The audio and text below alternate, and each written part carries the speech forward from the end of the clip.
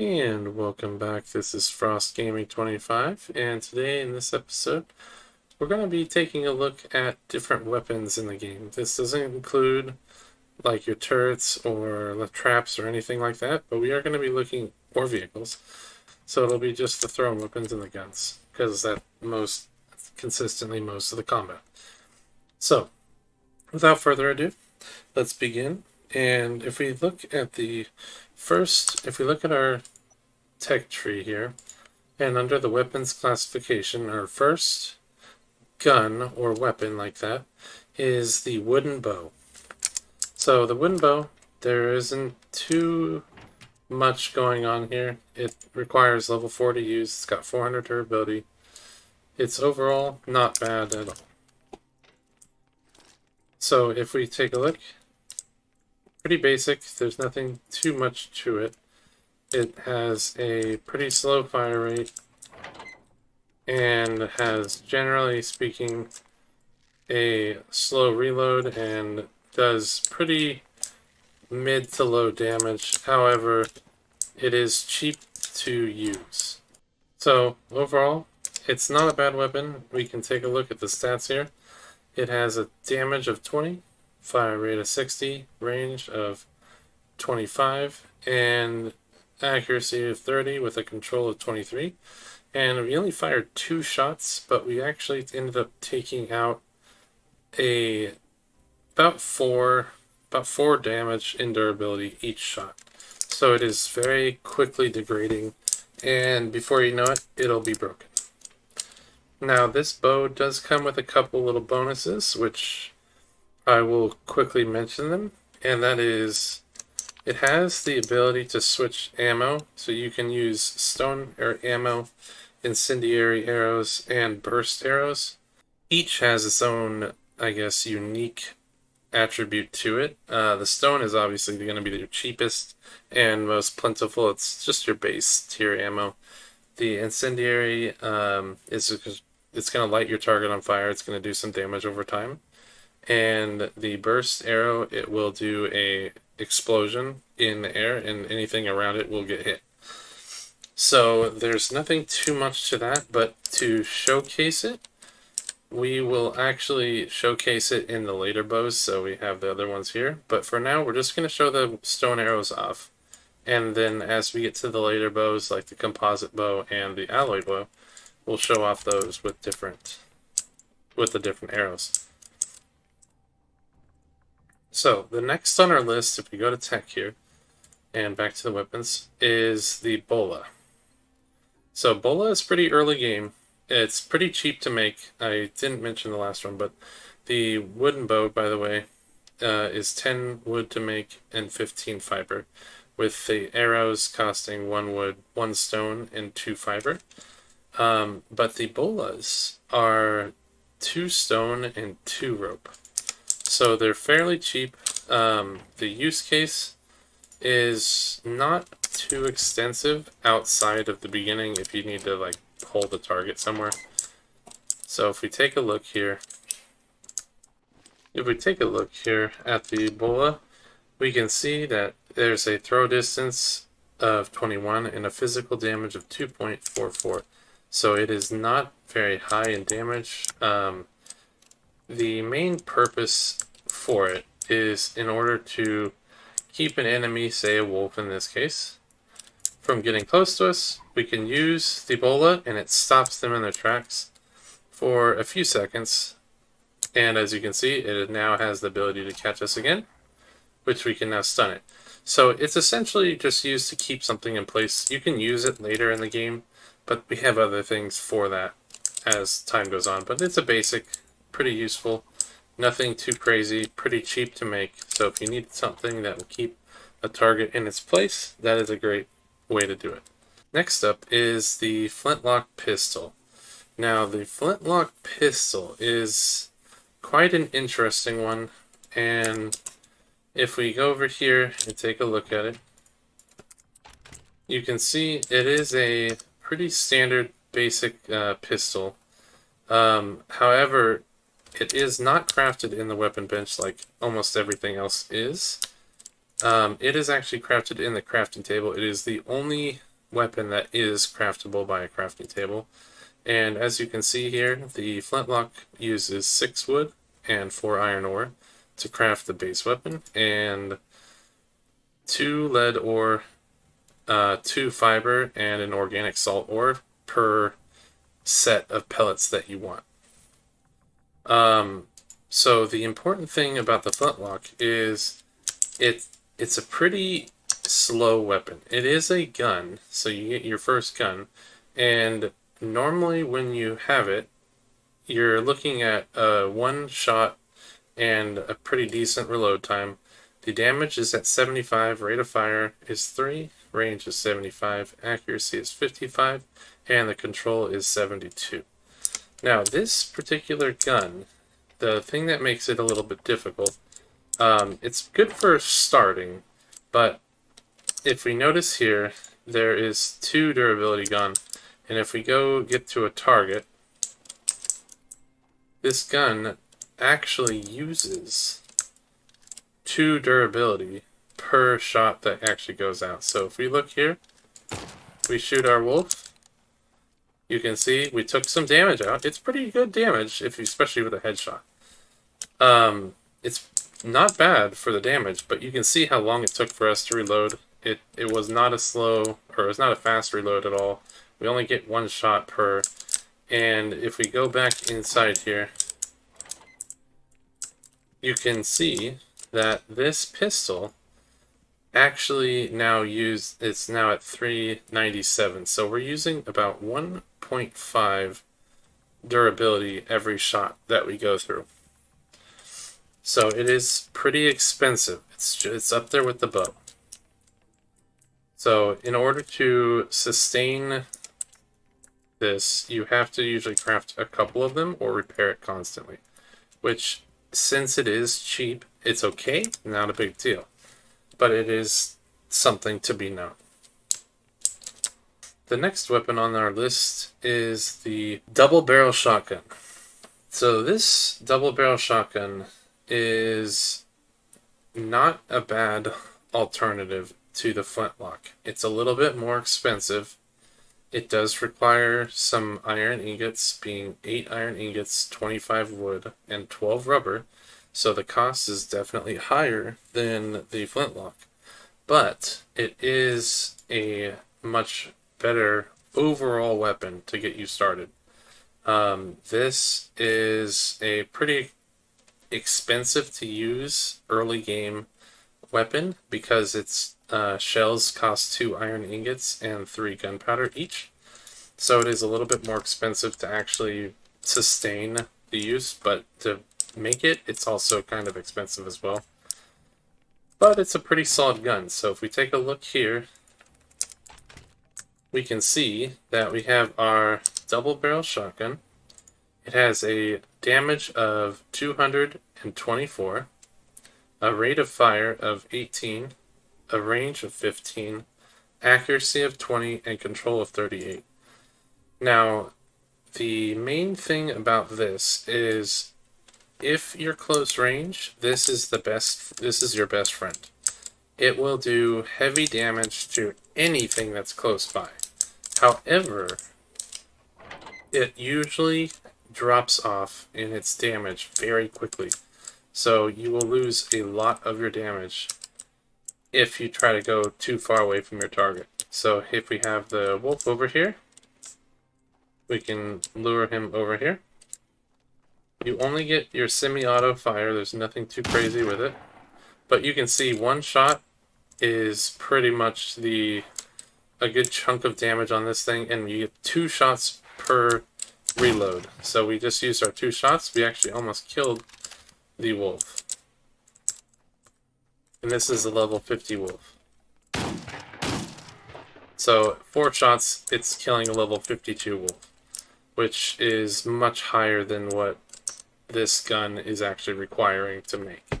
You only need level 15 in order to do it. But as you can see here, we were able to get 4 shots off, and we only ended up actually using 1 durability. I know it says 399 out of 399, but it is out of 400 normally. But yes, we only used a very small amount of its durability, so there isn't too much of a downside to using this. It is very effective and it does its job very well.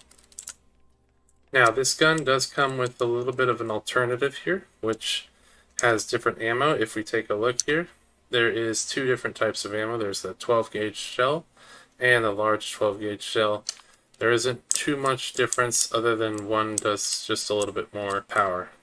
But we'll get to that a little bit later. Back to that when we get to a better shot. Next on our list is the M24 stick grenade. So this is a pretty low level, your first explosive that you really get access to. And it's not bad. It does pretty good damage.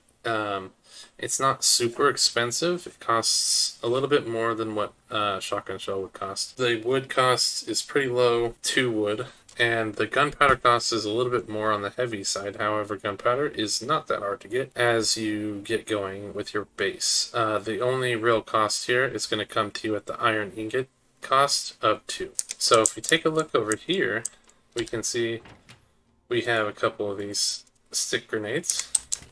Let's give them a try. So there's an upside with the stick grenade. It does a blast damage of 428, so it does a lot of damage. And the throw distance is 19, so it can go pretty far.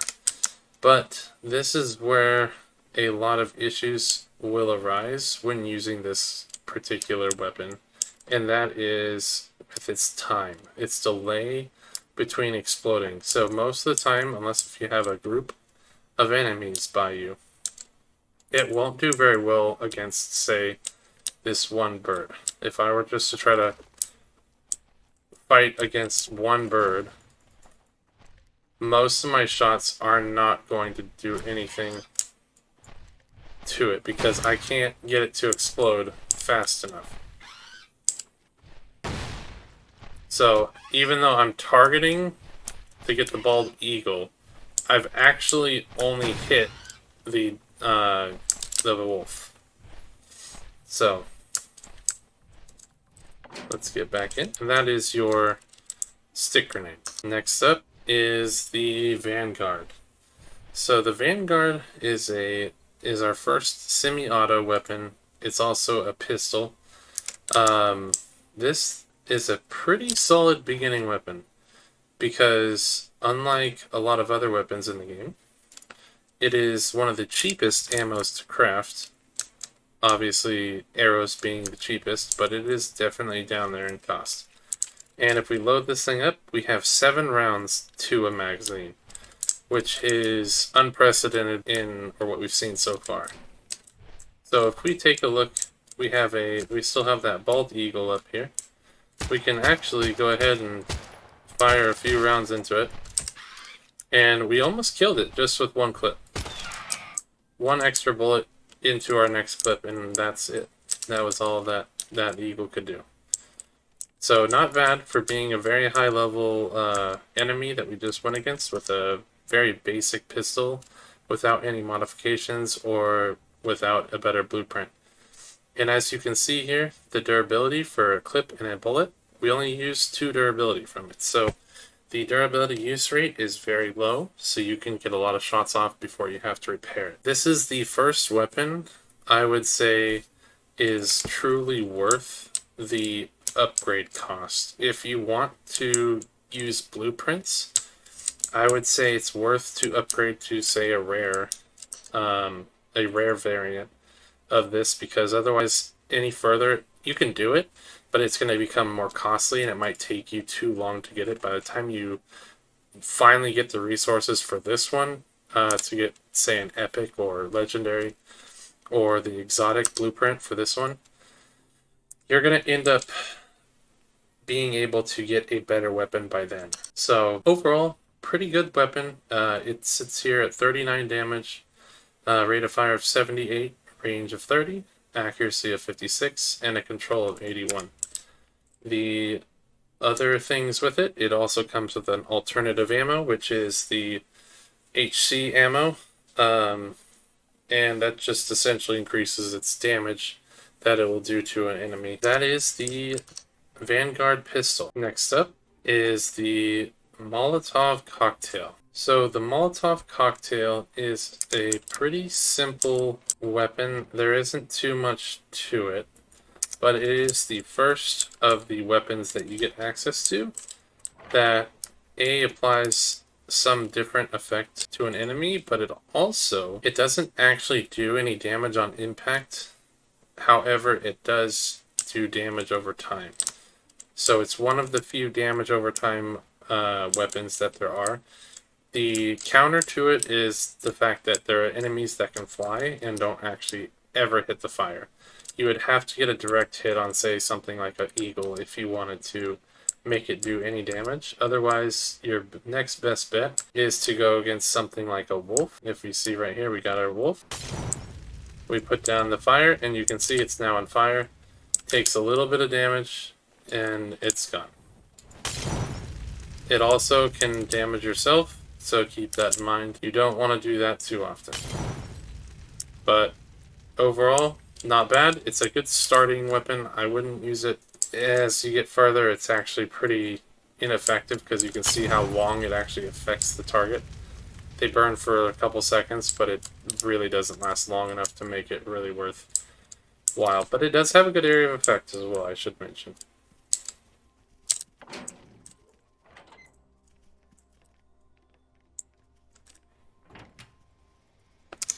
The cost to make these Molotovs is not too crazy, but it does cost 3 gasoline, 2 rubber, and a glass bottle. So a little bit expensive to get it going, but it is early game pretty useful. Next up is the Milita Man bolt rifle. This is a pretty simple standard assault rifle that you would get, sort of like a hybrid between an assault rifle and a sniper rifle. But what essentially it does is it gives you your basic standard one-shot fire and then you reload. It does have a clip, but it takes a little bit between each shot. Much faster than the flintlock, but not like as fast as other guns later on. The basic components that it requires to make are machine parts, 10 machine parts, 5 polymer, and 10 iron ingots. The rifle ammo, though, is where it gets you. The cost of the rifle ammo requires 1 copper, 1 iron, and 3 gunpowder, so it is much more expensive, and you only get about 20%. You get about 20% less ammo than if you were to use the pistol. The pistol ammo is much cheaper, and you get more for your money. So let's take a look at the Milita Man rifle. So if we take a look here, we see we have 5 bullets in this. It has a durability of 400, as most all do. The damage is 107, rate of fire is 11, the range is 150, the accuracy is 79, and the control is 85. Now, the range on this weapon is almost unbeatable for any other early game weapon. You can shoot from such a far distance away and hit your target, and you'll be able to do it. So even though I'm very far away, we hit that eagle, and I can't even see how much health he has. That's how far away we hit him from. So I'll let him get a little closer just so we can see what his health is. But you can see here we did a lot of damage from a very far distance, and that's without a scope. Now this gun does have alternate ammo just like the others, and if we take a look here, it has AP rounds. So obviously armor piercing rounds are very effective against armored targets, so it will do very great damage against any armored targets you might face, which later on in the game there are lots of armored targets. Let's move on to the next one. Next up is the Trop SMG. Now this weapon is pretty cool because possibly I would even contend it for one of the best weapons in the game for the cost to usefulness. Now, it requires 6 machine parts to craft with 3 polymer and 6 iron ingots. So it's not too bad in terms of its crafting cost. If we take a look over here, it is falling under the pistol class because it's a SMG. And if we take a look at it, one clip gives us 30 rounds. We can store 30 rounds, and you have, for the first time, you have the ability to select different fire modes. We can go from full auto, down to burst, down to semi-auto, and then back to full auto again. It also has the benefit of having the alternate ammos as well. So if we go take a look at it, we can see it has 400 durability, and it's got a damage of 33, a rate of fire of 173, being one of the faster guns in the game, a range of 50, accuracy of 44, and a control of 73. So if we give this a try, we can compare it to the rifle. It's still able to hit. It's got a pretty good range. But one thing that this thing wins, and this is why I use it personally, is the durability cost. We haven't paid really anything for it. And you can see we just mowed down that enemy like it was nothing. And that's without armor-piercing rounds. So if we were to go ahead and now we'll switch to the burst fire here. We have 30 rounds, and we'll shoot one off. So we use 3 bullets for one burst. And then the semi-auto, obviously, 1 shot per. And we can make short work of any enemy, even with just this base rifle. It makes very short work of a lot of enemies. This, I will say, is my favorite gun that I've used so far. Not only does it have a very low price, it also does incredible damage when you get it to an exotic blueprint or even a legendary blueprint. This damage goes up. It goes up tremendously. You can get damages up to 65 or 68 in some cases, depending on if you have a legendary or an exotic. And that, by far, is hands down one of the coolest things because it doesn't cost that much to repair. It only uses your machine parts, your polymer, and your iron. Yes, it uses more of it, but by that point in the game, you don't really have to worry about it. And then the bullets are still so cheap that it's not a problem. You can craft thousands of these bullets and have no issue sustaining your gun. So, with that said, let's move on to the next one. Next up is the Bombardier Grenade Launcher. So for the Bombardier Grenade Launcher, it is 12 iron ingots, 3 polymer, and 4 machine parts to craft, with the HE grenade cartridge, which is required to use it, requiring 1 or 2 steel, 30 gunpowder, and 1 lead. This is a much higher level gun. You cannot get it early on because of the steel requirement. You have to have steel, and you have to be able to get a lot of it in order to continuously use this. So let's grab our gun here. You can see we got our gun. And what we can do is give this a little test. So you can see from a distance, we didn't really go too far. There's a lot of drop.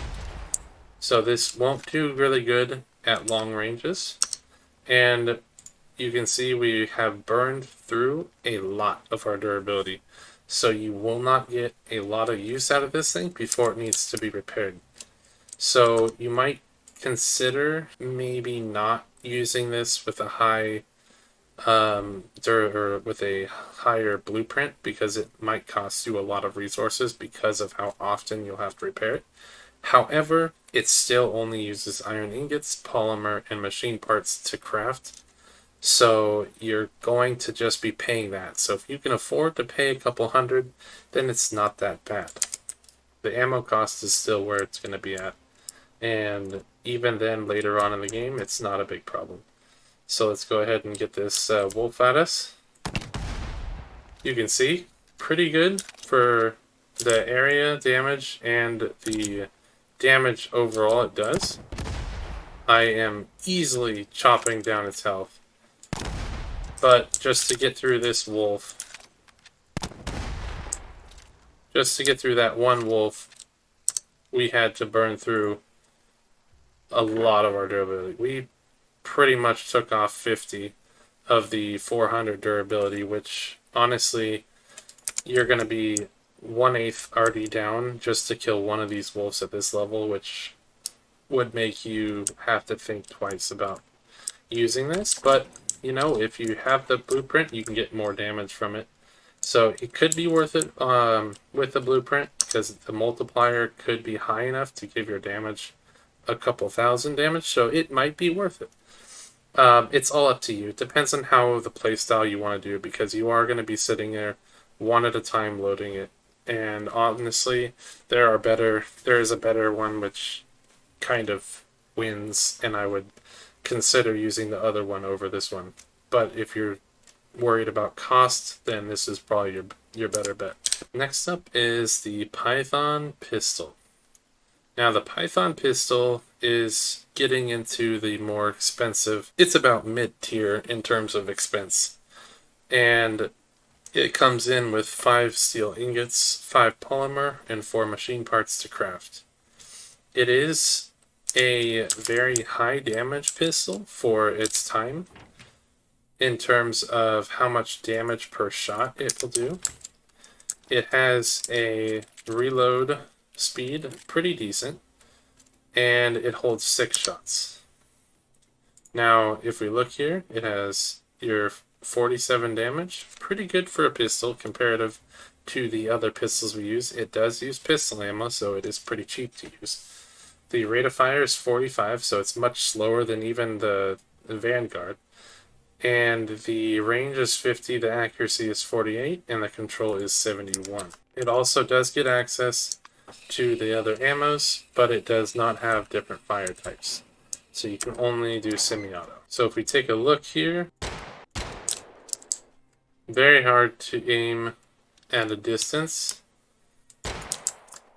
And as you can see, even I'm getting closer, and my cursor is on it, but it only hits once I get to about that distance, because it is the drop starts affecting it very early on. And you can see here, we didn't do too much damage, but as it gets closer and we're able to get our headshots off, it's not too bad. I would say it's very good and usable at mid to early game. But once you get to a little bit later in the game and you're in the level 40s and on, I wouldn't even consider using it, because there's going to be better alternatives if you want to go for a high damage pistol. One of them you've already unlocked by this point, which is that SMG I mentioned. Next up is the Dark Warrior Assault Rifle. So the Dark Warrior Assault Rifle, it requires 10 steel ingots, 5 polymer, and 6 machine parts to craft. And honestly, the one big caveat to this, while it is your first fully automatic assault rifle, it is not the highest of damage, and it also pretty ineffective when it comes to doing things like conserving ammo. It does have different fire modes. You do have all 3. You have auto, burst, and semi-auto. But in order to reasonably sustain this thing, you're going to want to do semi-auto. I mean, yeah, you can see here we're doing great damage, but you can see the recoil just kind of goes. And for one clip, we already used about 4 of our durability, which is not bad. Ultimately, it's usable, but you're going to be paying a pretty penny for the cost of your bullets, because you'll burn through them very quickly if you are doing full auto. Next up is the frag grenade. The frag grenade is a similar version of the stick grenade, the M24 stick grenade. However, it has a better damage on target, and it requires 2 steel, 3 explosives, and 2 polymer to make. So it is a little bit more expensive in order to actually use it. Okay, so if we take a look at this, we can see here pretty useful. It goes much further, and it rolls, even after it hits.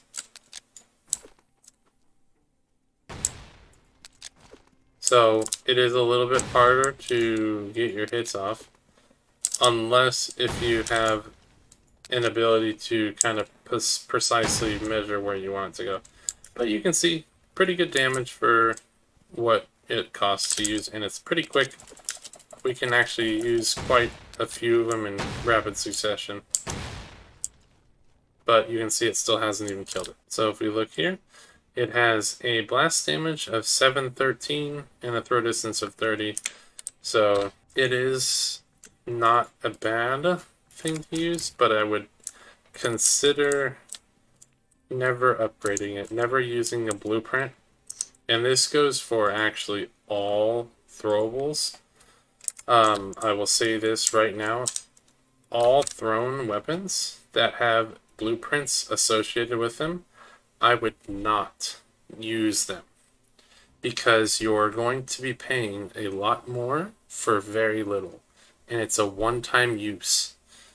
So you're going to be dumping your resources extremely quickly if you do want to go for an epic or a legendary or an exotic of any of these throwable weapons. Next up is the smoke grenade. If we take a look here, the smoke grenade requires 1 polymer, 3 organic salt, and 5 sugar in order to craft. Not too expensive, but you have to consider, do you want to pay that cost? And if we go take a look here, the use case, as you can see, it allows us to get very close to the enemy, and they can't see us until the smoke goes away, which there's no transition point.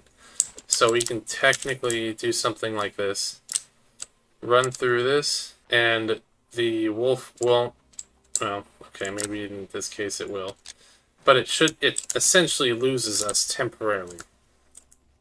Okay, well, it has to go through the said cloud of smoke, which we can use another one to give ourselves our getaway. Next up on the list is the Guardian Pump Shotgun.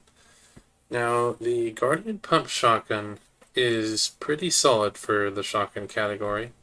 The cost isn't too bad, requiring 8 steel, 5 polymer, and 6 machine parts.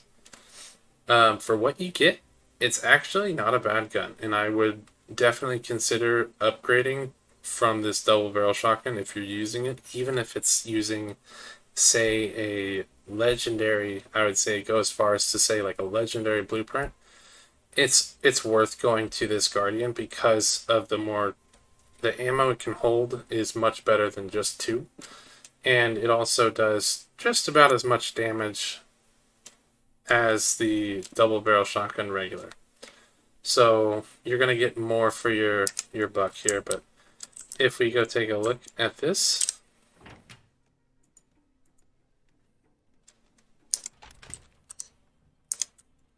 we can see here it at full capacity holds 5 rounds compared to 2 of its predecessor.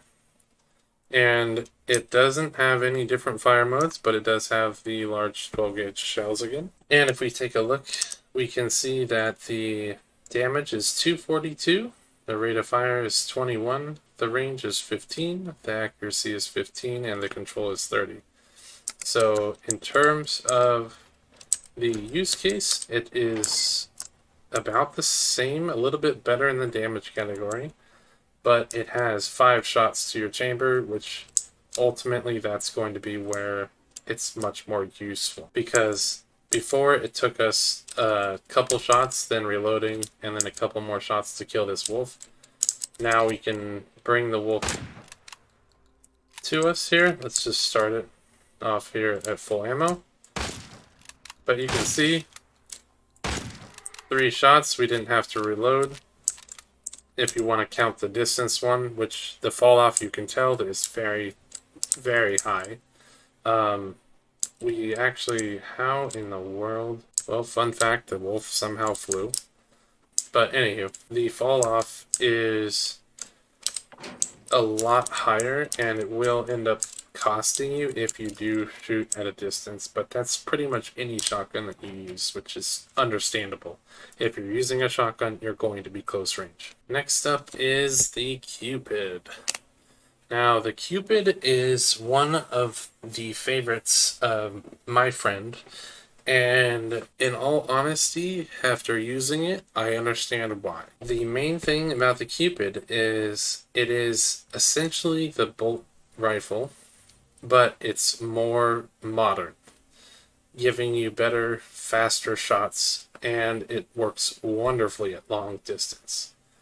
In terms of its cost, it only uses 8 steel, 8 polymer, and 5 machine parts. So by the time you actually unlock this thing is pretty easy to make, and it's worth upgrading it to an exotic blueprint if you can do that. You're going to get the most for your buck as long as you're able to hit your headshots and keep the ammo flowing in. You won't use too much because it uses the same rifle ammo as the Mil-to-Man, and it doesn't have, well, it does technically go full auto like this assault rifle, but it does much better if you're actually going semi-auto. You're going to get way more for your weapon. So let's take a look at it. So if we see here, it has a 10 round clip, and its normal iron sights aren't great, but none of them really are, to be fair. However, this is where you can see it has a full auto and a semi-auto. There's no burst. But this is where this one really shines. If we take a look here, it does 116 damage, a rate of fire is 62, a range of 150, accuracy of 63, and a control of 60. Just to compare it, for comparative sake, we will compare it. It does 62 damage for the Dark Warrior Assault Rifle. It doesn't win in terms of its rate of fire, but it really wins in terms of its damage. And this is where its use case really shines, so you can go long distance and do good damage. So if we take a look, if that wolf is still up here. Okay, now the wolf is gone. Okay, so if we take a look here, we can see that wolf off in the distance. No problem. You can do long distance. It's much easier, obviously, with the scope, but I don't have that luxury today, so we're going to make do with what we got. But you can see here, as long as that wolf isn't dodging and weaving, pretty useful in terms of its weapon. We could probably bring it down even lower in terms of how many shots are required to kill it. But when you're talking a exotic blueprint, you're looking in the rough ballpark of about 241% or 240% more damage, which equates to about double and a half the damage what we're doing right now, which honestly that is pretty useful. Next up is the Simple Cluster Grenade. The Simple Cluster Grenade is a more expensive variant of the M24 stick grenade. However, it is a very good weapon against heavy armored targets, being like something like a vehicle. The use case is more in PvP rather than in single player, with the exception of the added vehicles in the new version that they recently uploaded. The tank and the helicopter were recently added, and this cluster grenade, while it can't hit the helicopter, it does wonderfully against the tank. So if you do need to take down a tank and you have the resources to craft this thing, it is very worth, unless if you've got the next one after this, but we'll get to that later. The crafting recipe is just 6 wood, 10 explosives, that's where it's going to be expensive, 5 iron ingots, and 5 rope. So it is definitely up there on the expense per hit, but it does wonderfully against armored targets. However, we are not going to be testing them with armored targets today because I don't have any to test it. Well, actually I lied. We kind of do. We have an armored target. let's test it out. So this tank is already on fire, so it is technically almost dead. But we can see here,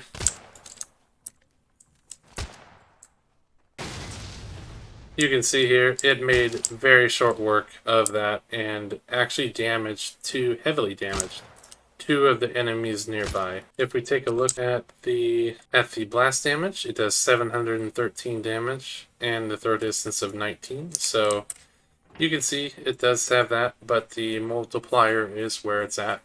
And I didn't mention it for the stick grenade, but that also can work as another version of the simple cluster grenade, but it doesn't do nearly as much damage wise. So 713 to 428. Next up is the flashbang. The flashbang requires 2 organic salt, 1 polymer, and 1 iron ingot. This is a pretty useful item if you're in multiplayer. However, they note it is ineffective against NPCs.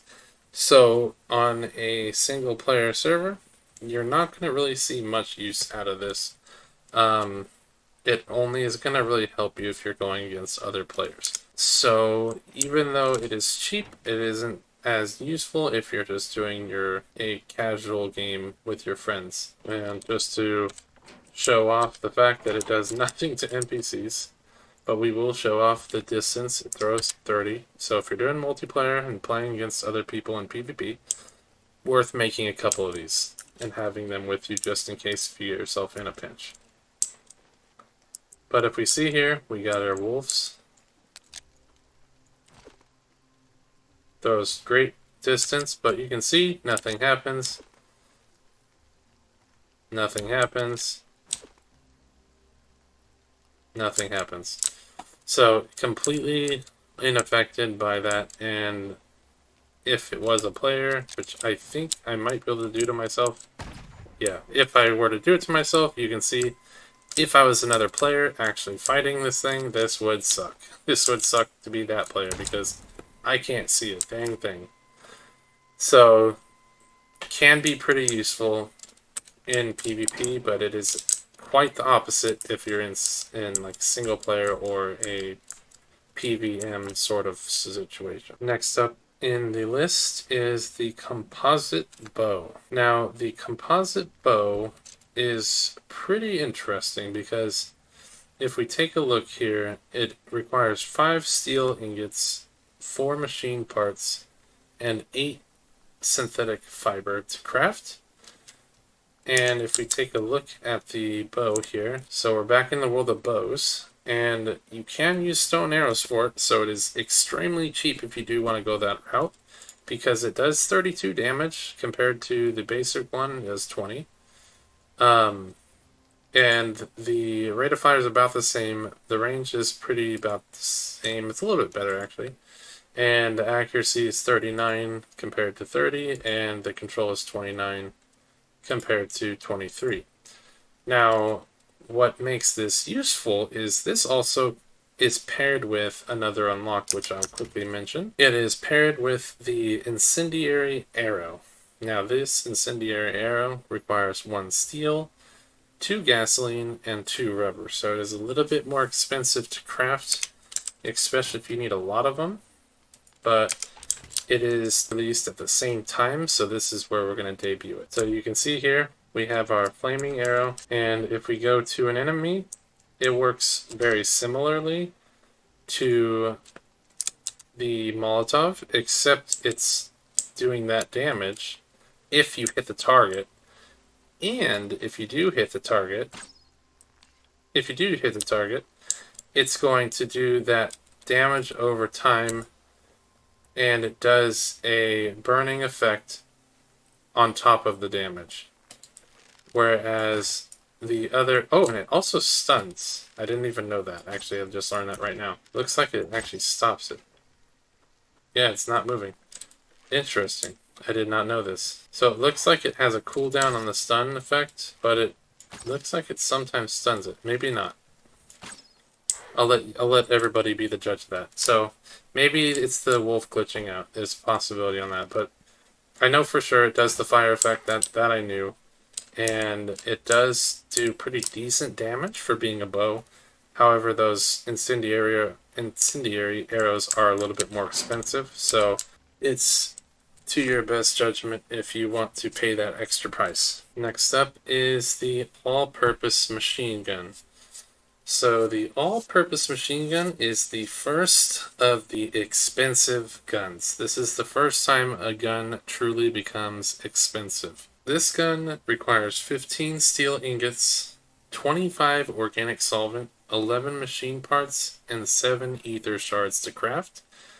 If you scale that up with the blueprints, it becomes insane. I would not recommend... You can do it if you want, but I would not recommend crafting this just because of the sheer cost, and you don't get a lot for it.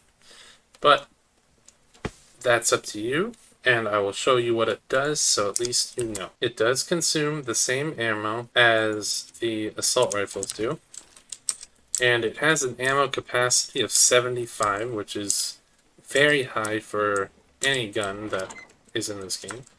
However, 75 is not the highest, and 75 is a lot, and it only works. There is no other fire mode. Doesn't matter how many times I press my change fire mode, it only has full auto fire, so you are going to be spending bullets. You have to be very careful to just use one bullet at a time like that. If you want, you can do that, and that is fine.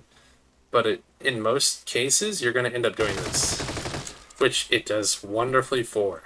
It does wonderful damage. We could mow down quite a few targets without any real issue. But the recoil is pretty bad. And if we just do the one fire, just to continue doing one fire and one fire only, it's very difficult. You have to be very quick on the click, and honestly, it's just generally not worth it in most cases. Now, if you have a big group like over there, it would be pretty decent in terms of its effectiveness, but in order to not blow through all of my ammo, I'm going to go ahead and skip over that for right now, but let's take a look at the stats here. You can see from the clip we only used about 5 durability, so it's not too crazy, but you're going to notice durability going down pretty quickly if you're firing 75 shots, and you're also going to watch your ammo just disappear.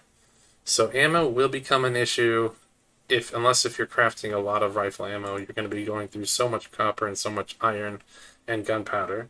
But if you want to spend the extra resources, it does do pretty good damage. It does 79 damage.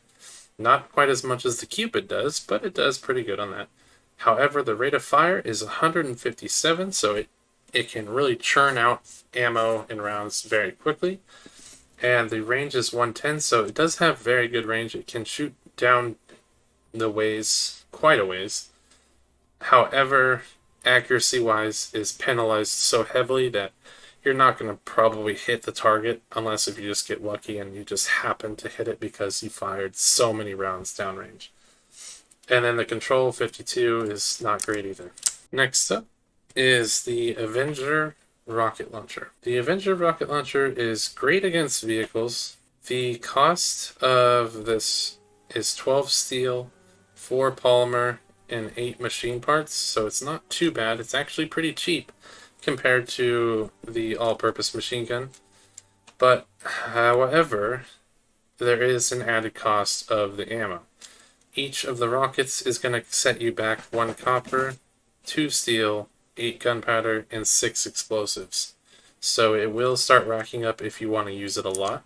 One thing to mention is it also has a very expensive durability cost. So you will have to probably make multiple of these.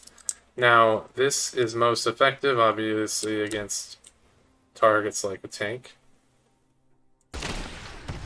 But you can see by that demonstration right there, very inaccurate, not very good on distance. We're not even going to hit our target if we really wanted to. We have to actually move up quite a ways, and you can see I still need to aim up, I guess. So you can see there, we were able to hit the target.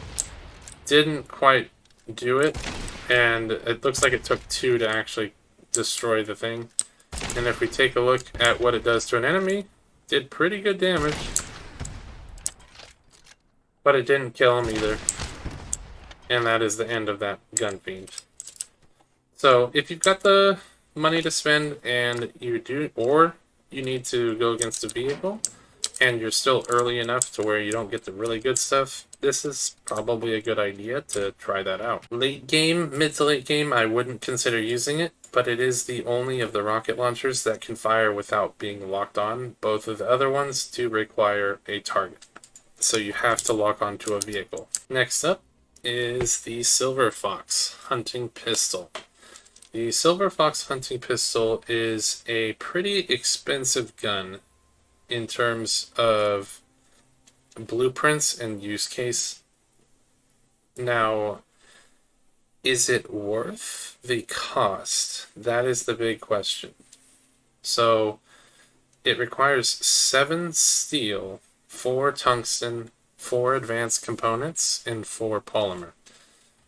These are extremely late game, and even late game, they are very difficult to actually keep up with and maintain, and in terms of making mass quantities of these items, very difficult. With that being said, it is a pretty solid gun. We're going to go ahead and showcase the high caliber ammo, because the high caliber ammo on this, we can see here, is 1 lead ingot, 1 tungsten ingot, and 5 gunpowder.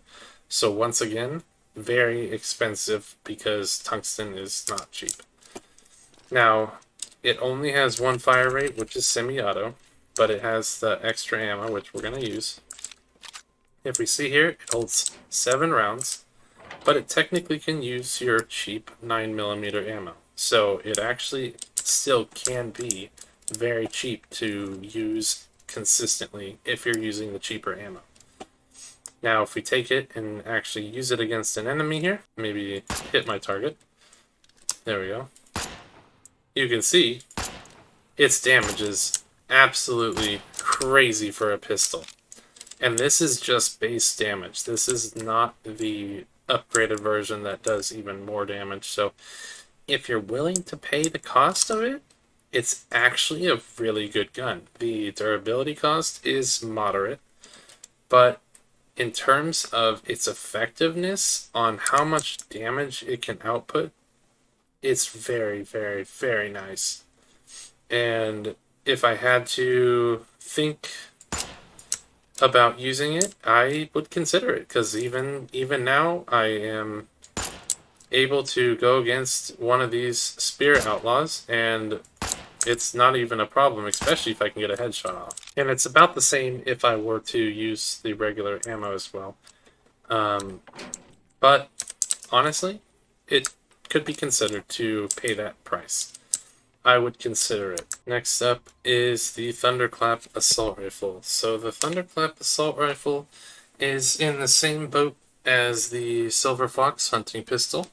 It is extremely expensive to craft. It requires 6 tungsten sheets, 5 polymer, 4 advanced components, and 15 ether shards.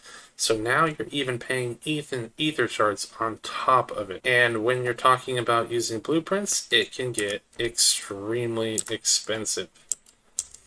So with that being said, let's take a look at it. So the Thunderclap here has 30 rounds to a magazine and has the ability to have both AP and regular. And the damage is 67. Rate of fire is 192, the range is 75, the accuracy is 55, and the control is 67. So it's not too bad if you're trying to do something simple or trying to do some basic maneuvers. However, this is my one caveat that I should mention, is I would not consider using this other than basically the base version, because the upgraded versions that come from blueprints, you're going to pay so much for it, it's just almost not worth it, especially when it comes time to repair it. But as you can see here, not too bad. We used a couple of bullets. Let's take a look at the durability. You can see the durability use not very high, so it will last some time. It'll actually do its job very well. But once again, it's just not, I would refrain from upgrading it all the way to, say, legendary or exotic, just because the cost becomes so crazy. So overall, not bad. We still have 99% of our durability left, and we fired 2 clips, which honestly is not bad for some of these guns. If you need an assault rifle, not a bad choice. I just maybe would refrain from upgrading it with a better blueprint, unless if you really want to pay a lot of cost. Next up is the Striker Auto Shotgun. Now the Striker Shotgun is very expensive, just like the other two. However, it is not as expensive as the Thunderclap because it does not require you to put in your ether shards, which are premium until you get to level 60 and you have all the engrams unlocked.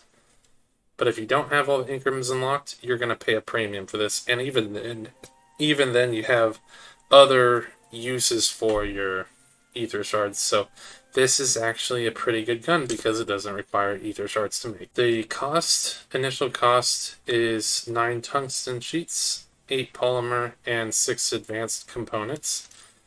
And it also comes alongside with the large 12 gauge shells, which require 2 steel and 3 gunpowder each set that you make, which I think you get 3 rounds or something of that nature per craft. So you do get some bullets back, but it is pretty expensive for said bullets. If you're in the later game and you want a pretty reliable weapon, this actually is one of my more favorite weapons. We could take a look. We used 1 shot. We brought our durability down to 399, which technically it's 400 still out of 400. But anywho, the damage is 261. The rate of fire is 74. The range is 15. Very, very low range. So do not, once again, don't use it far range. Accuracy is 28, and the control is 42. One thing to be noted that is different on this is the attachments. You're only allowed 2 attachments on this gun, compared to the one previous allows 3. However, the damage is sizably higher. So if we were to take this shotgun out and use it on some target, if we were to use it on, say, this bird, you can see 1 shot and it's gone. That was 600 health. Now, there are other targets we can use, and I'll try it on a couple other ones as well, just to do some diverse testing here. Oh, we actually got the spawn back for the gunner. So if we prefer not to shoot the gun fiend, but you can see here, the spread is pretty high. But you can see if we actually hit him, it does a lot of damage. So we got rid of the gun fiend now. And even at base value, it is pretty solid. But it's skeet shooting, that's the problem. The amount of range that you have to be, it really has to be a close range gun in order to make it work. And you can see right here, close range, 1 shot. So these are high level guys, and even at base crafting cost, it's pretty useful. So the use case for this actually really more leans on the bigger enemies that have 10,000 or 5,000 plus health. That's where you're going to want to see a lot more of this use. I would say overall it's worth upgrading it. I would consider maybe getting it to rare or epic if you really want to pay for it. The legendary and the exotic kind of become overkill just because of the amount of damage it does. You really don't need it to be a epic or a really don't even need it to be an epic, but a legendary or an exotic. Just because you're going to pay a lot for the cost, and the repair cost is also going to be pretty insane. And you're already kind of pretty much one-shotting most everything that you have to fight. But if you're willing to pay it, then go ahead, do your thing. But it's still, and honestly, a really good gun, and I would consider using it. And actually, I do use it in my normal playthrough whenever I'm playing on multiplayer on my multiplayer server. Next up is the Ronin semi-auto rifle. Now, the Ronin semi-auto rifle is going back to the extreme expense, because just the base weapon is going to cost you 9 tungsten sheets, 11 polymer, 6 advanced components, and 22 ether shards. You're going to be paying quite a lot for using this gun. And it also comes with the unlock of rifle AP ammo, which requires 2 tungsten ingots, 5 gunpowder, and 1 copper ingot. However, something should be mentioned is the difference in terms of damage between the Ronin and the Cupid is very minimal. You're only getting a couple extra damage, and the cost difference is insane. You're gonna spend way more for the Ronin to repair and make than you will with the Cupid. So in terms of using the Ronin in an actual use case where you're sitting there and having to fight enemies in high quantity or anything of that nature, you do not want to be using it for much else other than sniping targets from very far away, and you're going to want a scope for it because the iron sights are okay, but they do work. They technically are better than most of them. As you can see, no problem, I hit the target. This is one little thing that is insanely important to remember, is the cost of durability. This requires 2 durability each shot that I want to use. So if I want to do it and use this thing a lot, if I were just to fire this thing for a bit, couple clips in, you can see here, we have already brought it down to 91% of its durability left. So it will need to be repaired a lot. And the amount you're going to have to pay to repair it in just this short period of time, we already have to pay another tungsten sheet, 1 polymer, 1 advanced component, and 2 ether shards. And that is for the base craft.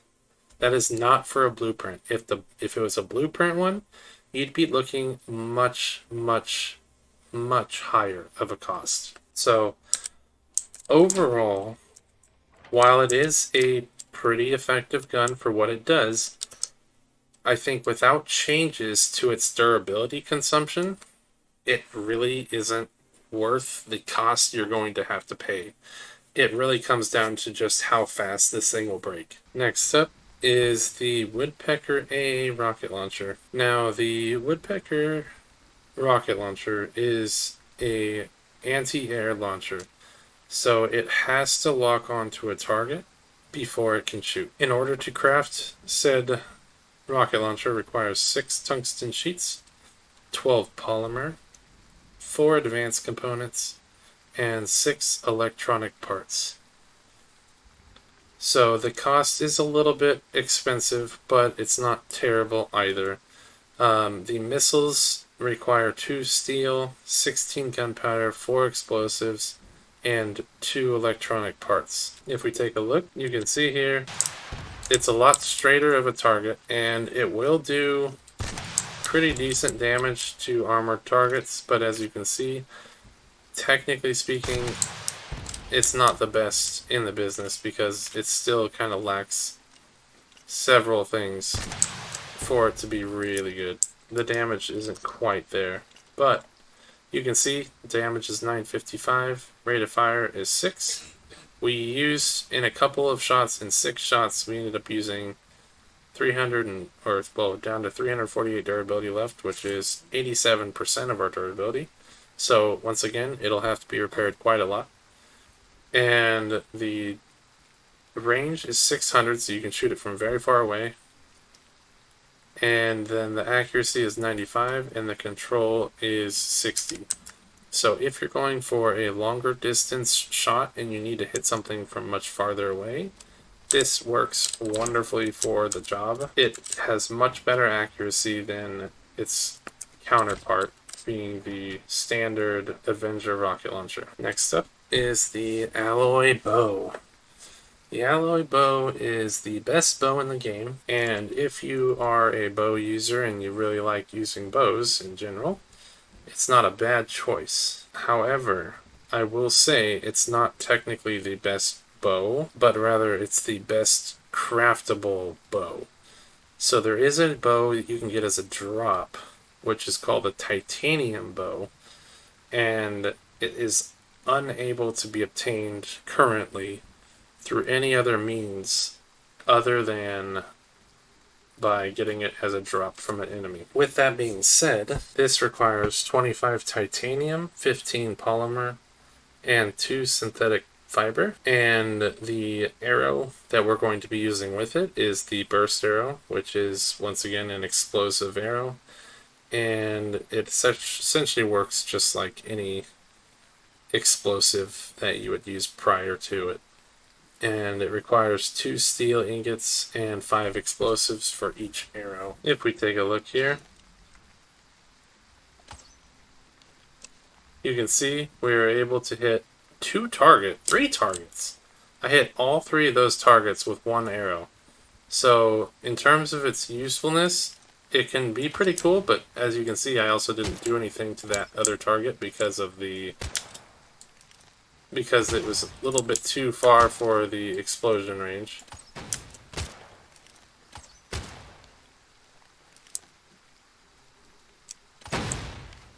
And you can see it does great damage. In all honesty, for being a bow, now a lot of this is coming from the explosion, and I did actually kill myself because of the explosion. You can see though that overall it's a pretty useful burst arrow because of the explosion damage that it's able to do. It doesn't necessarily say how much damage it does. However, we can assume it's pretty decent because it's able to do quite a good amount of damage to anything in its vicinity, and it even tags targets from further away, as we saw when I brought all 3 enemies over.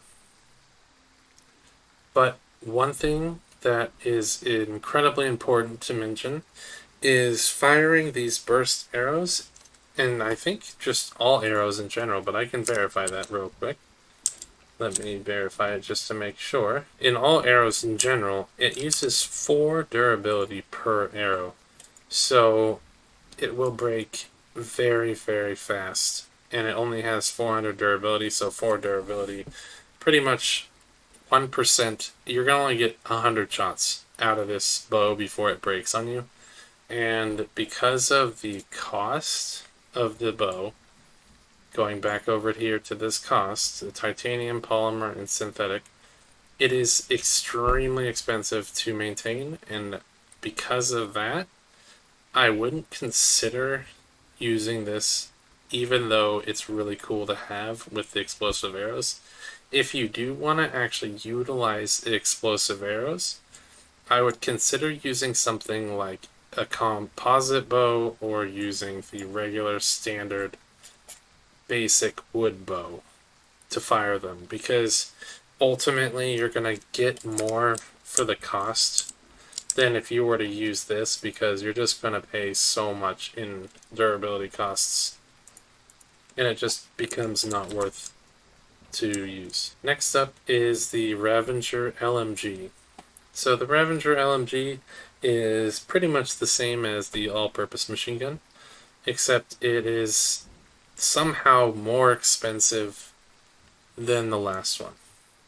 So this one requires 25 steel ingots, 9 polymer, 4 advanced components, and 15 carbon fiber. The expensive part being pretty much all of it. But the carbon fiber specifically is extremely expensive because scaled up, it becomes insane. You're talking hundreds, if not thousands, of carbon fiber depending on what blueprint you want. So it is very expensive to craft one of these and to maintain. As you can see here, it has one fire mode that's only auto, just like the last one. It can use both AP and regular, and it has a 100 mag clip compared to 75 on the other one. And it's pretty much the same if we look at the stats here. 77 damage, a little bit better damage.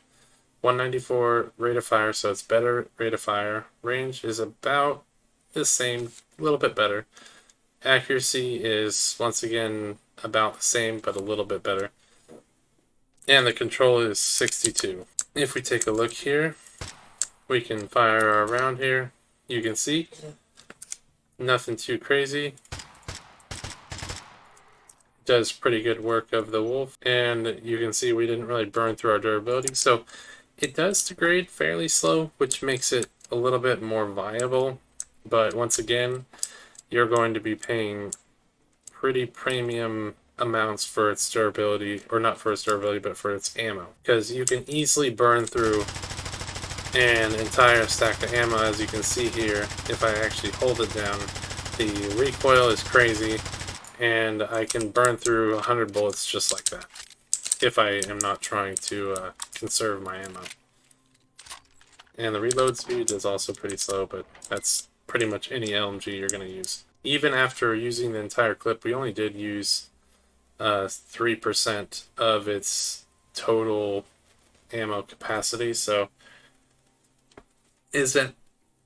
or its total durability, so it isn't too bad. But once again, it is extremely expensive to craft in the first place, and scaled up with the blueprints, it's going to be probably unrealistic in most playthroughs. Next up is the remote bomb detonator and the remote bomb, but we'll start with the remote bomb detonator. It requires 1 advanced component, 4 electronic parts, 10 polymer, and 15 ether shards to make. And the actual bomb itself requires 8 organic solvent, 5 polymer, 12 explosives, and 4 electronic parts.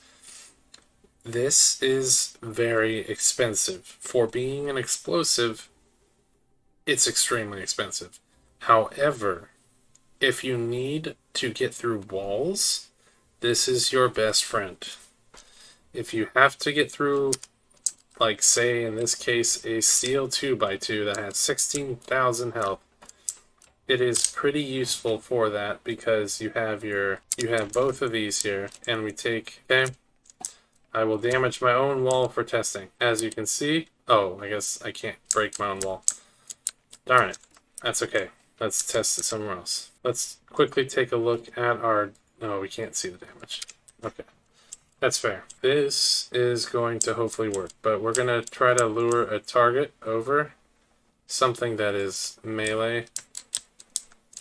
We'll just use one for now. We'll use the wolf. We're going to lure the wolf over, and the wolf is dead. So, if that was a wall, it would be pretty badly damaged, and in some cases, it might even easily blow up this tree. Wouldn't be surprised. Or it doesn't blow up trees. Well, maybe it just doesn't affect the terrain. Who knows? I'd like to show you on the vehicle, but it's a little dangerous, so let's do it anyway. Okay, if we throw our bomb on the vehicle... How far did it go?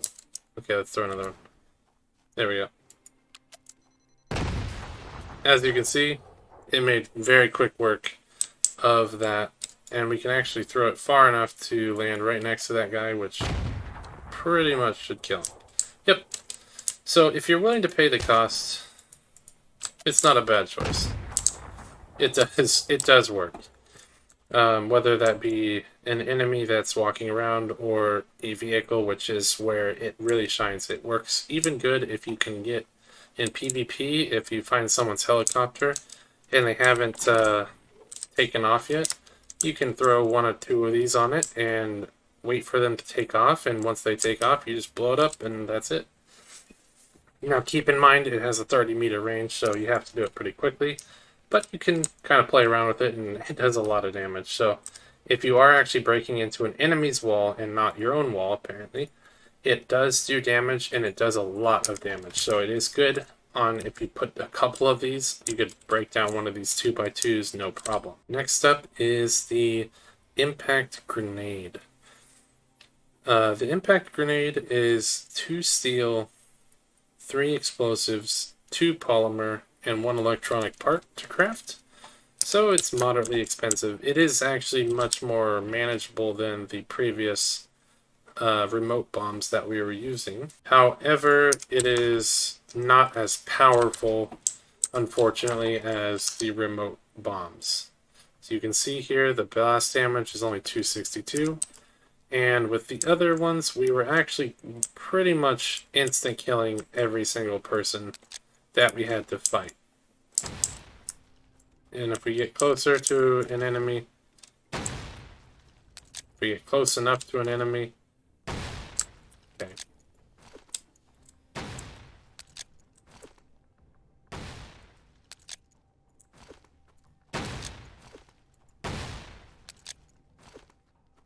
In terms of its damage, as you can see, it's not great, but it does do the job, and it's much cheaper to maintain. You can actually get a few of these things out in late game and use them pretty effectively. That's about the only use case. I wouldn't use them for pretty much anything else other than maybe some mid-tier group enemies if you're just trying to, if you've got your base or something and you're clearing a raid and you want to get rid of a mass of enemies, then that would work. But once again, if you want to pay the extra cost, the remote bomb is going to be your best friend. Next up is the Bandit Assault Rifle. So the Bandit Assault Rifle is a extremely expensive, once again, because at this point they're pretty much all going to be very expensive at this point. There's not really going back from there. You're not going to be able to get any cheap ones after this point. But needless to say, the Bandit Assault Rifle is a expensive assault rifle which requires 8 titanium sheets, 4 polymer, 3 advanced components, and 16 ether shards for the base craft. It does still use rifle ammo, so at this point the rifle ammo is probably going to be cheaper, but not that cheap. So you're going to probably still want to use something else, but maybe you might want to try it out. There's no real problem with doing so. If we take a look here, these stats, 74 damage, rate of fire is 156, range is 75, accuracy is 43, and the control is 58. But if we really want to go back and you want to compare some things, the cost of this is much more than the cost of the Ronin, and the Ronin does more damage with the same ammo. And you don't need nearly as high of a level, as you can see, level 52 compared to the Ronin, or not the Ronin, sorry, the Cupid does 116. So 116 to 74. And honestly, the Cupid still kind of wins because you're going to use less ammo for shooting this gun, but you're going to also do more damage using the Cupid than if you were to use the Bandit. So unfortunately, this gun isn't really useful at the current state. There's too many better options at a lower level, and just everything's just better for any other gun. However, if you happen to have it and you want to try it, you can go ahead and try it. It's kind of fun. I honestly feel, in terms of the first-person shooter aspect, it feels a lot more like a first-person shooter, and you can kind of really have your good ways with it. And the accuracy, you can see the recoil, pretty solid. It'll hit its targets. But overall, it is not worth making currently. On top of that, you can see we've already brought our durability down quite a bit for just a few rounds shot. So you're going to be paying even more on the cost for repairs. Next up is the Berserker Grenade Launcher. So the Berserker Grenade Launcher is technically the best in slot grenade launcher, and it's 16 steel ingots, 2 polymer, and 4 machine parts to craft. This thing, without even having to look at the stats, is the best choice. If you have to choose between the Berserker or the Bombardier grenade launcher, you're going to want to choose the Berserker every day of the week. Now, with it, it also comes with the frag cartridge, which is anti-infantry, which is perfect for killing enemies that are not tanks. And it will have steel pellets, which kind of makes it like a shotgun.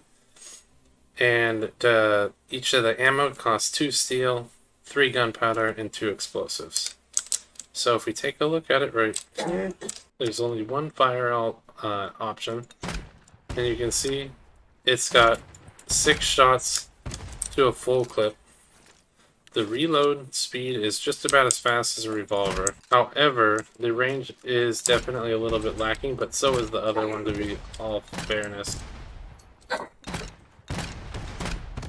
But you can see it can quickly take down big targets if you have something that is larger in size, but we're not taking down really big targets. Like, when I say big targets, I mean like large targets, not really health target. Health is kind of irrelevant with this. The damage comes out to 386, rate of fire is 27, the range is 70, accuracy is 40, and the control is 37, but you can see here the durability has gone down quite a bit, but because it's cheaper in terms of the steel ingots being a cost, polymer, and machine parts, you won't have to pay as much. So if you do need to use a grenade launcher, this is still technically the better alternative. Next up is the Whisper SMG. For the Whisper SMG, it is a 4 titanium sheet cost, 7 polymer, 4 advanced components, and 25 ether shards. It is extremely expensive for an SMG. It does use 9mm ammo, so the ammo itself is really cheap.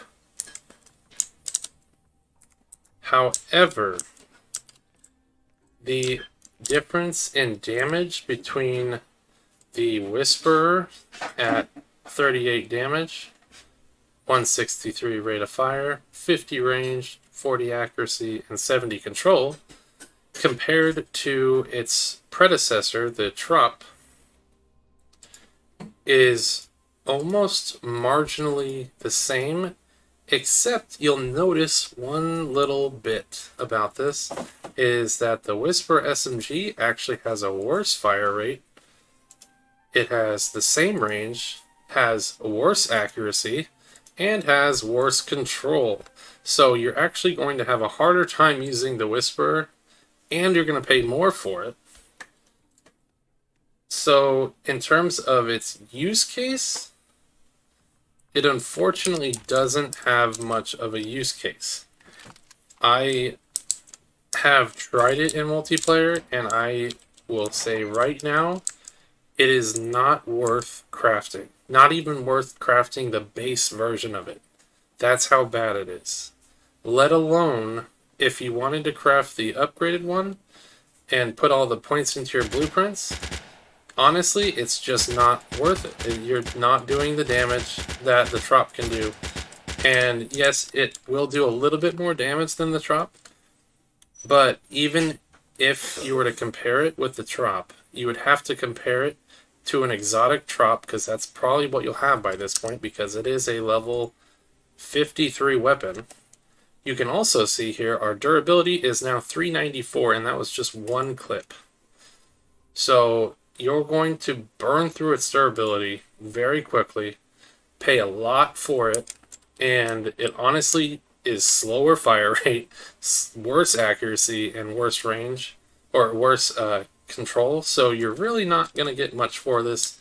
And yes, it does have different fire rates, but it doesn't have single fire like the Trop does. It actually loses one of its, or sorry, it doesn't have burst fire like the Trop does. It doesn't have all the capabilities that the Trop has, and the Trop, honestly, for the couple damage you lose, isn't really lost damage because you have to consider the fact that the Trop actually is getting a legendary or an exotic blueprint, which makes the damage higher than the base or even, say, an epic of the Whisper. The Whisper epic is actually worse than a legendary Trop, and the cost is exponentially higher to use the Whisper. So, all in all, if you were to take anything from these videos, just don't use the Trop or the Whisper. Use the Trop, don't use the Whisper, and same for the Ronin. The Ronin, not worth using, and the Whisper, not worth using. These are probably the two worst weapons you could choose to use. I would not recommend crafting them. I wouldn't recommend using them. I wouldn't recommend upgrading them with the blueprint. It's just overall a bad experience.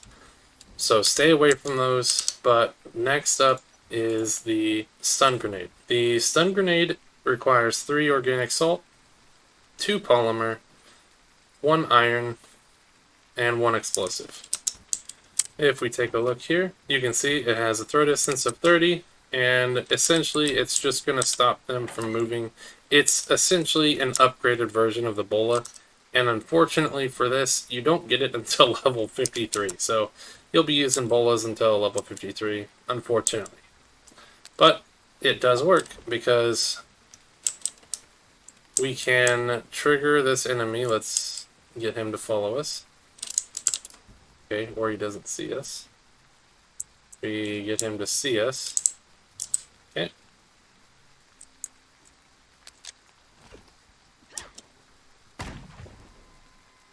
Works pretty similar, but you can see it slows him down.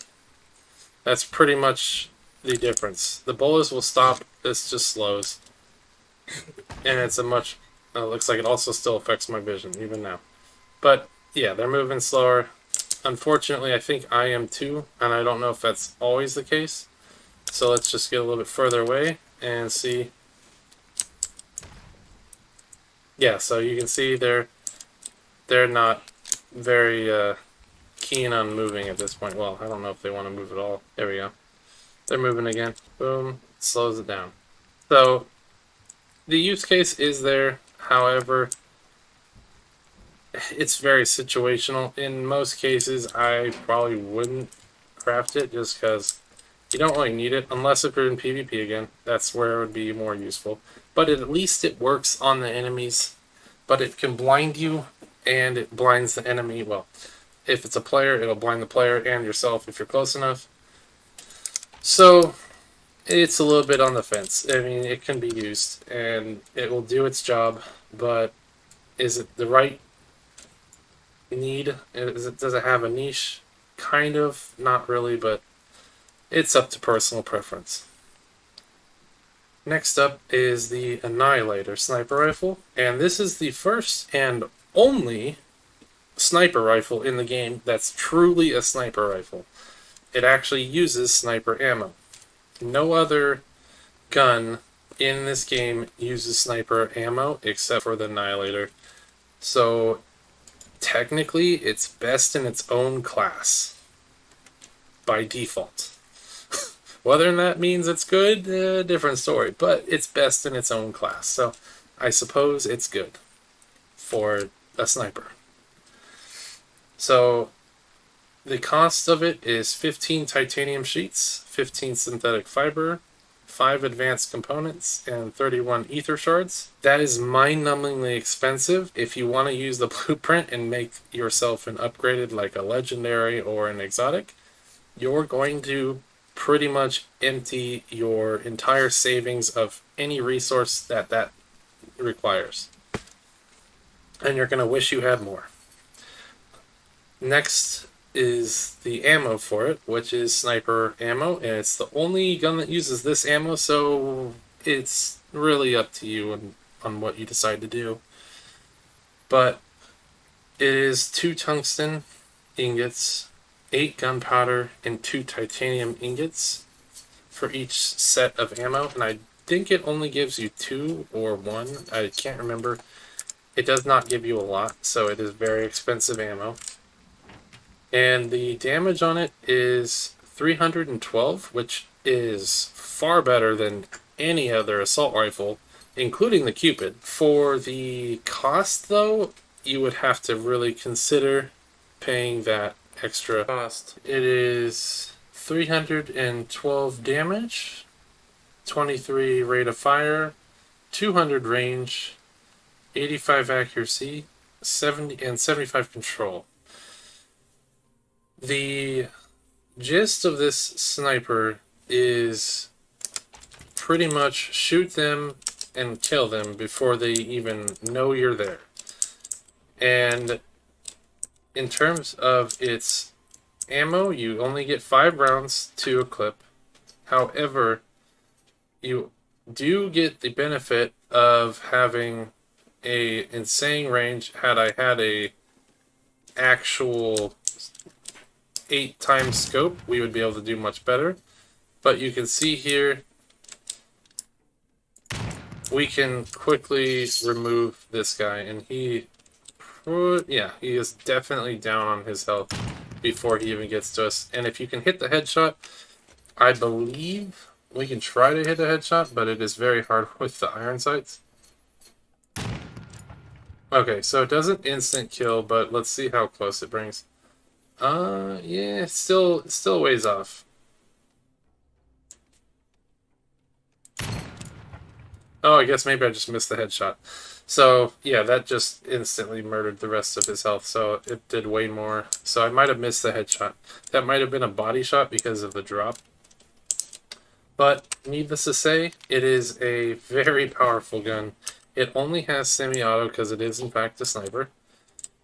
But, ultimately, is it worth using? That is the biggest question.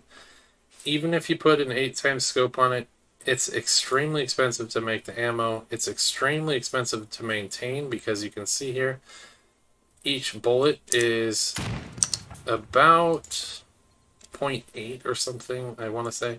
It might be less than that, but 397, 396. So it's about 1.5-ish. Or, yeah, it's about 1.5 or 1.25 maybe in terms of its durability usage. So it's not as fast as some other guns, but it definitely will be a noticing difference. However, the benefit of the doubt here is it doesn't need to fire a lot of rounds. It only shoots 1 at a time, and you're ultimately doing it to snipe, not to full auto anything. So for its use case, if you want to use it, it's worth using, but is it worth the crafting cost? That really ultimately comes up to you, the player. You have to decide that you want to pay the exorbitant amount of resources that this will cost, and that's without the blueprint. The blueprint will absolutely drain every last bit of anything you've ever had just to craft it, especially if it's an exotic. And then you have to maintain the ammo on top of that, which is another another story entirely. Next up, we have the sticky grenade. It is 2 steel, 3 explosives, 3 polymer, and 4 organic solvent to craft. The cost of this grenade is pretty expensive, and you really don't get that many. I think you only get 1 per craft, to be completely honest with you.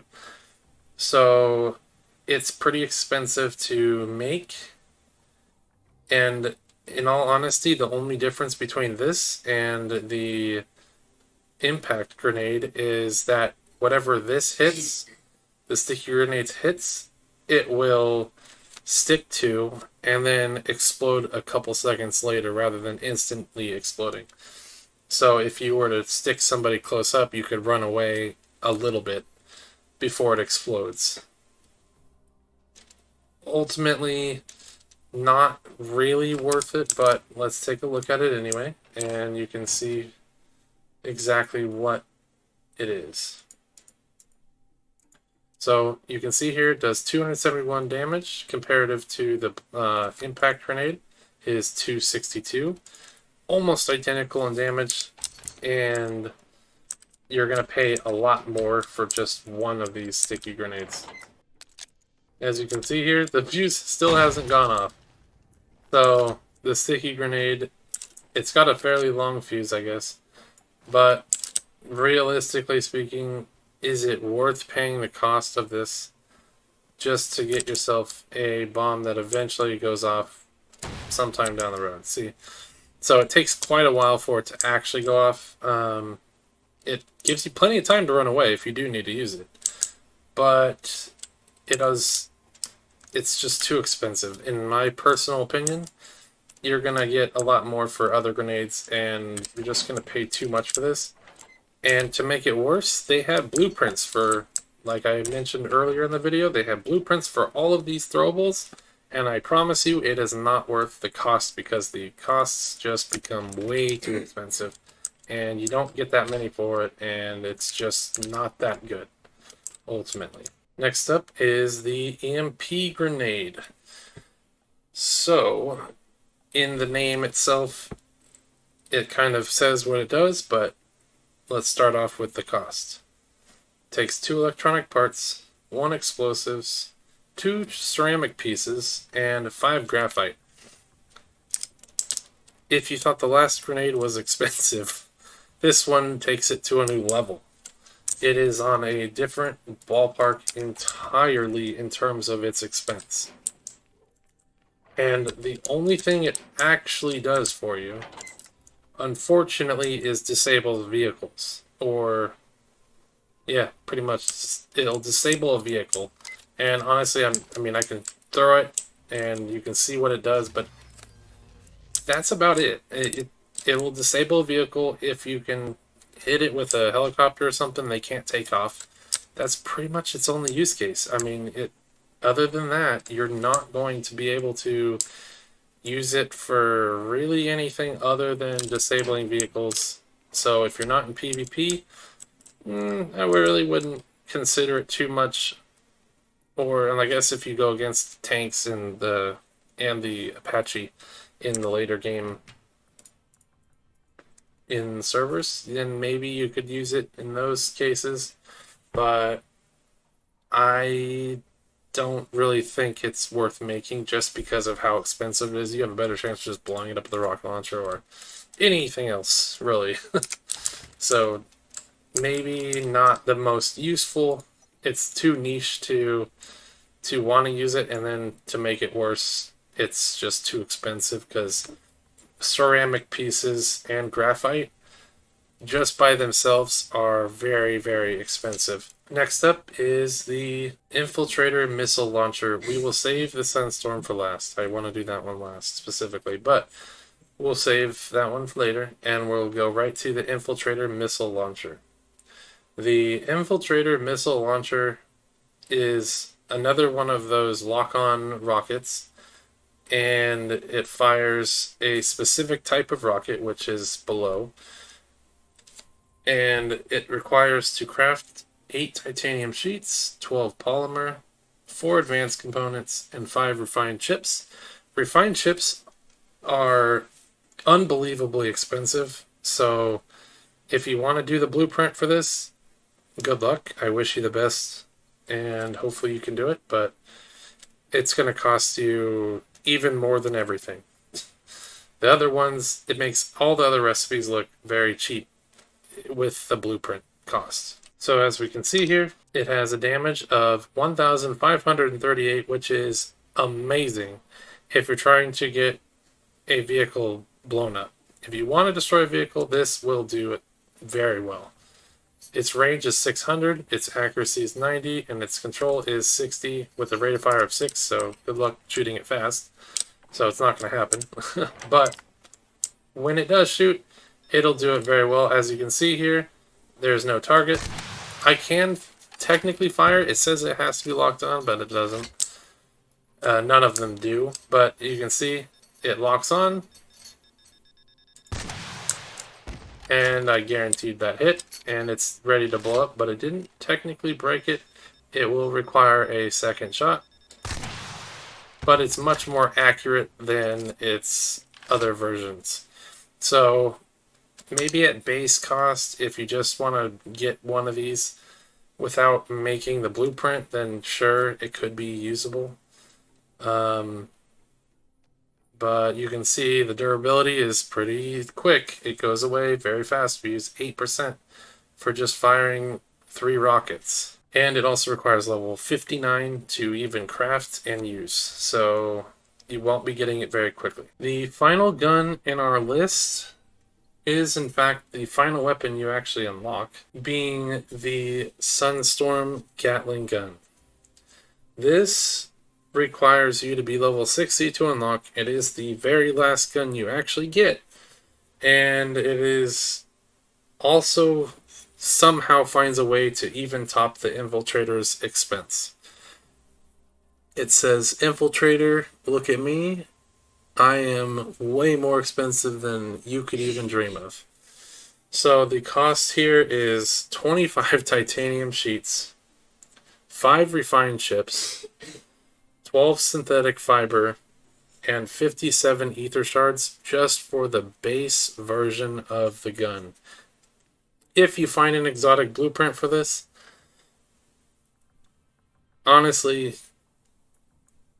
you better make this a full-time job trying to just craft this thing, because you're going to have to gather so many resources and spend so many days away from everything in life. You're not going to have seen the sun in several months trying to gather all the materials that you need just to craft it, only to find out that it very quickly breaks and you have to do it all over again. But I'll show you just so you can see what it's like to use it. And it is pretty cool, I will say. However, as you can see, it even lists it in the thing. It is known to break easily. But it uses rifle ammo, so I guess that's kind of cool, right? It has a max ammo of 150. And the durability is once again 400, because it never changes. I don't know why. They never wanted to change durability maxes, but maybe in a future patch this will be all irrelevant. But I can only hope.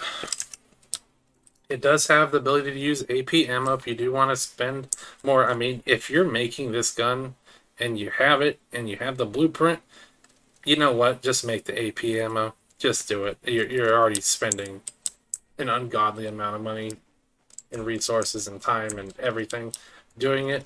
But you can see, a lot of fun to shoot. Very inaccurate. Good luck shooting and actually hitting your target consistently. But it absolutely murders everything in its path. No problem.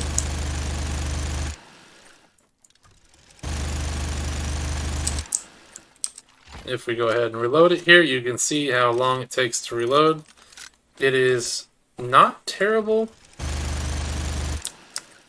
but really is, it's going to be hard. You're going to be shooting a lot of shots and wasting a lot of ammo, not even hitting your target. But oh my god, it's fun. It's definitely fun to use. I can't say it's not fun to use, because that would be a lie. And if you had like a horde in front of you, even more enemies than this, you were doing a raid or something, you had an entire pallet of people in front of you and you wanted to mow them all down, this would be the best time of your life. You'd have a blast. But we're burning through our ammo very quickly. However, we are killing everything very quickly, so I guess that's a positive. But you can see here, if we look at our durability, we've already gone through 300, or we've already gone through 50, pretty much 50 of our durability. So you can see how that can quickly add up. And we're also burning through our ammo so fast that you really aren't going to be able to do too much with this. So if you want to use it just for fun and maybe just want to make the base version, you can do that and it works pretty well. The blueprints, you'll appreciate when I say just don't do it. Just don't use the blueprint. If you just want to use it, you're going to use it and you're going to realize how bad the recoil is. I mean, you can see I'm not moving my mouse. It's just going right up. So the recoil is so extreme that it's just kind of overkill for anything that you would need. It's just a complete resource sink, and you can expect to be sent back to the Stone Age after using this for a little while. You're just going to run out of all your resources. So, fun to use, but I wouldn't really consider using it. Anywho, with that being said, this is the end of the video. So hopefully you did enjoy this and maybe you learned something. And if you did, give it a like. And I appreciate you if you guys got it this far into the video. And subscribe would go a long way and help me a lot with getting viewers to see this content that I make. So hopefully you enjoyed it, and I'll see you in the next one.